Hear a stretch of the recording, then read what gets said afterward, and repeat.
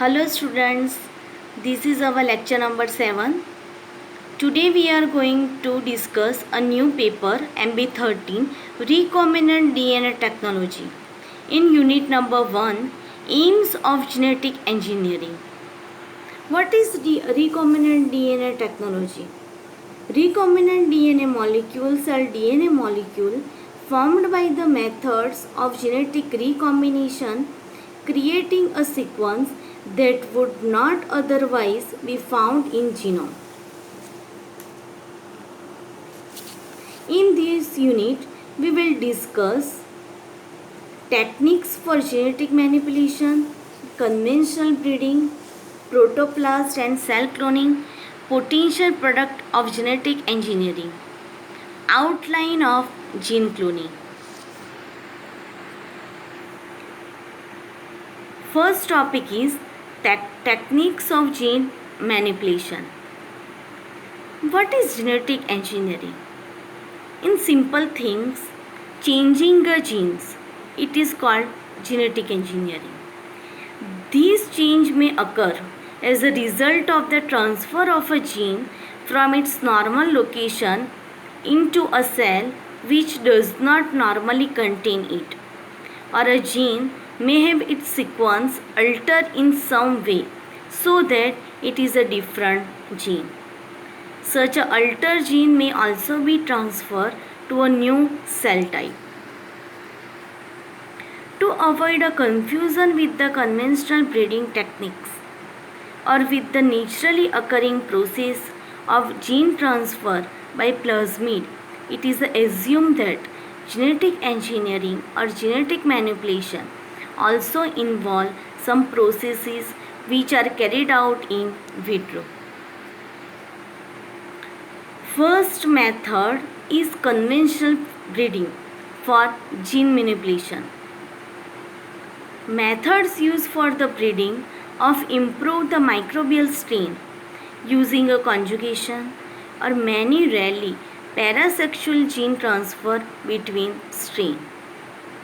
The breeder aims to introduce a desirable gene into an organism which already has been attractive attributes.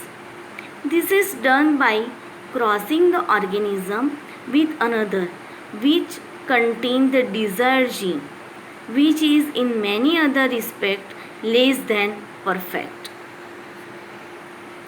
The hope is that the progeny of such a cross will combine the good features of the first organism with the desired gene of the second. The breeder has to select those progeny which contain the desired gene and which have also retained many of the good features of the first parent.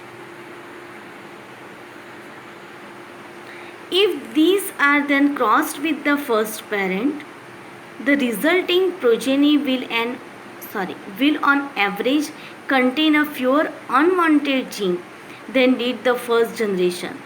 Some will have lost the desired gene and must therefore be discarded. By such repeated back crossing of selected progeny, the breeder has effectively transferred only the desired gene into the genome of the first organism. Further crosses must take place between the progeny to generate organisms which are homologous for the transfer gene and will therefore be true breeding. Conventional breeding takes a long time even when tricks are used to stack the odds in the breeder's favor. The most rapid process can be made when the organisms to be crossed are already very similar, since this will reduce the number of back crossed needed. The most useful genes tend to be found in organisms which are very different from the target organism. If crossing is possible, the production of a true strain will be very time consuming but feasible. Fertilization can usually be achieved between the organism of the same and closely related species. So the pool of genes available to any organism via the conventional breeding is often very limited. This is why it is so important to maintain a breeding stock of a wide variety of the outclassed variety of plants and animals, since they act as a gene pool for the further breeding programs. Now questions arises that what is a gene pool? The gene pool is a set of all the genes or genetic information in any population of a particular species. The variety of the gene pool available to a species can be increased by the creation of the mutants using a chemical mutagen or the high energy radiation. Since there is no control over which genes are mutated, the vast majority of mutation will be lethal, harmful or neutral. Mutagenesis is only useful if highly efficient methods are available for screening to detect a beneficial mutation. The method is also restricted to unicellular organisms or those which can be grown from a culture cell or embryos, since its random mode of action rules out the possibility of producing the identical mutation in all the cells of an animal or plants by treatment of the whole organism. This limitation applies to most type of genetic engineering. Next method is protoplast and cell cloning. What is a protoplast? The protoplast of a living plant or bacterial cell whose cell wall has been removed. It is called the protoplast. The efficiency of recombination between the genomes of different microbial strains can be greatly increased by the use of the protoplast fusion. This technique can be applied to the cell of a plant and animal. When the walls of the plant cell are digested by the pectinase and the cellulase, two types of enzymes are used for digesting the cell wall of the cell. In a medium which is isoosmotic with the cell contained and spherical protoplasts are produced, being effectively nicked cell bounded only by their plasma membrane. With the careful handling, these protoplasts will regenerate, cell wall will grow and divide, and each protoplast will eventually give rise to a cluster of clone cell which can be grown indefinitely as a undifferentiated callus tissue. Now, what is a callus tissue? A callus is a specific, or we can say defined as a group of the cells derived from the complete source tissue that is a culture under in vitro condition to form an undifferentiated mass of the cell. It is called the callus tissue.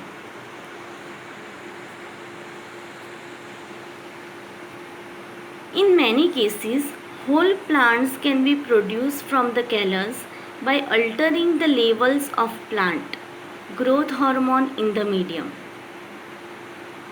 And so, it is possible to produce a limitless number of plant cloned from a single protoplast. By use of the reagent such as a polyethylene glycol and pulse electrical field, and protoplast can be induced to fuse with each other prior to cell wall regeneration. The question arises, or we can say question asked in your examination is that how to cell wall regenerate. By use of the reagent such as a polyethylene glycol or pulse electrical field, protoplast can be induced to fuse with each other to prior to cell wall regeneration. Such fusions can occur between the cells of species which are sexually incompatible, resulting in the formation of hybrid cells. Unfortunately, these hybrids are unstable and one complete set of chromosomes is eventually eliminated, but not before there has been some transfer of gene between the two. Since the exchange of DNA is random, there is only a small chance that any fusion product will contain a specific foreign gene. Some type of selection must be used to pick out the wanted cell. This can often only be done once plants have been regenerated from the each cell line, unless the desired gene code for a product which can be detected biochemically at the callus stage. In spite of its unpredictability and technical difficulty, protoplast fusion is valuable addition to the plant breeders' more conventional technique. It is a protoplast method. It is a very useful method for the plant breeding. How? This is an example of the plant breeding. It has been used to transfer a disease resistance from primitive solanum species into the modern commercial potato cultivars, with which they cannot be crossed sexually. Animal cells also can be induced to fuse, and they normally form unstable hybrid cells. Since whole animal cannot be regenerated from the single cell, this technique has not been used as an to conventional animal breeding program. Animal cell fusion has assumed more enormous importance since the discovery by the Milstein and Kohler, two scientists discovered to the animal cell fusion, that normally antibody producing cells could be fused with the malignant or another name is myeloma cells to produce a hybridoma cells, each of which would then produce a single type of antibody. What is a hybridoma cell? A hybridoma are the produced by injecting a specific antigen into a mouse, collecting an antibody producing cell from the mouse spleen and fusing it with the tumor cell called the myeloma cell.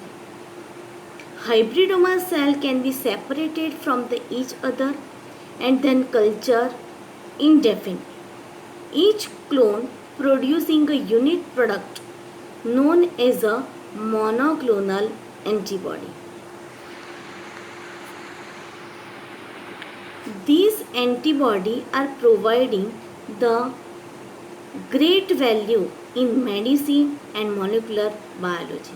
Monoclonal antibody, it is a very important discovery of the genetic engineering because it is valuable in medicine and many molecular biology methods, since they are far more effective than mixture of the different antibody in discriminating between the similar antigen. Another method of producing the new characteristic in plant is based on the phenomena of soma clonal variation. What is soma clonal variation? Is the defined is the genetic variation observed among the progeny of plant. This is called the somaclonal variation, in which it is found that plants clone from the different cells of a same original plants may possess a different heritable characteristic.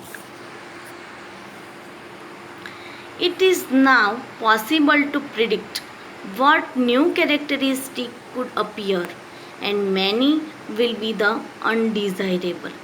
But the method has proved its value in the production of the new improved variety of the potato and wheats. These protoplast fusion and cell cloning, it is a very important in the production of new variety of potato and wheat. Thank you for watching my video.